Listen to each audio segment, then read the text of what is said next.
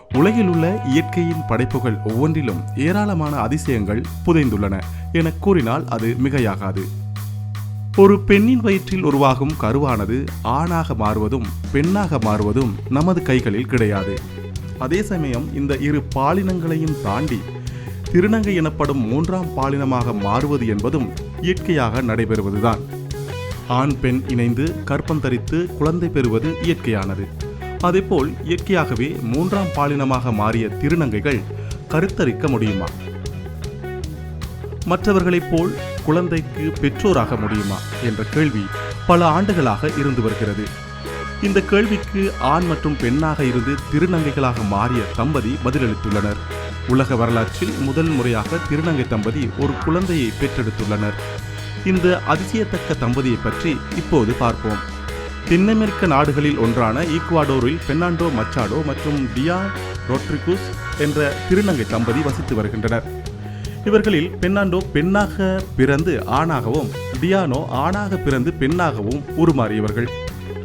சமூக வலைத்தளமான பேஸ்புக் மூலம்தான் இவர்கள் இருவரும் சந்தித்துள்ளனர். பின்னர் இப்பழக்கம் காதலாக மாறி இருவரும் திருமணம் செய்து கொண்டனர். திருநங்கையாக உருமாறி இருந்தாலும் மற்ற பெற்றோர் போல் குழந்தையை பெற்றெடுத்து வாழ வேண்டும் என்பது இந்த தம்பதியினரின் விருப்பம். ஆனால் ஜெனரல் ரிசைன்மென்ட் சர்ஜரி எனப்படும் பாலின மாற்று அறுவை சிகிச்சையை இவர்கள் இருவரும் செய்து கொள்ளவில்லை. ஏனெனில் மருத்துவ ரீதியாக இவர்கள் இருவரும் இயற்கையாகவே குழந்தையை பெற்றெடுக்க முடியும் என்பதுதான் அந்த நற்செய்தி. இதனைத் தொடர்ந்து பெர்னாண்டோ அடிப்படையில் பெண்ணாக இருந்து ஆணாக மாறியவர் என்பதாலும் இவருக்கு கர்ப்பப்பை உள்ளதாலும் இவர் நாளடைவில் இயற்கையாகவே கர்ப்பம் தரித்துள்ளார். ஆனால் இவரால் சுகப்பிரசவத்தில் பிள்ளை பெற முடியாது என்பதால் கடந்த ஜூன் மாதம் அறுவை சிகிச்சை மூலம் பெர்னாண்டோ குழந்தையை பெற்றெடுத்தார்.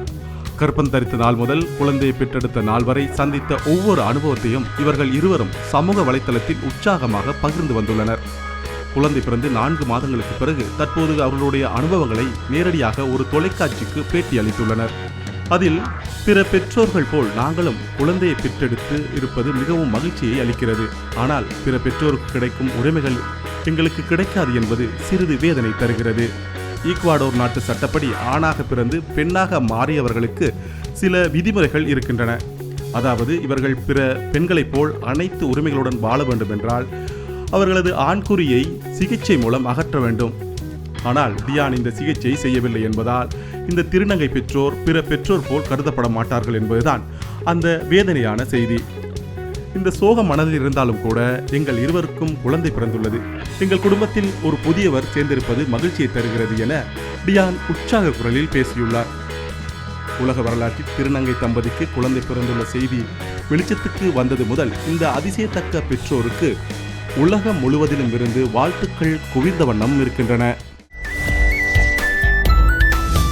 லங்கா ஸ்ரீ, உலகத் தமிழர்களின் இதய துடிப்பு.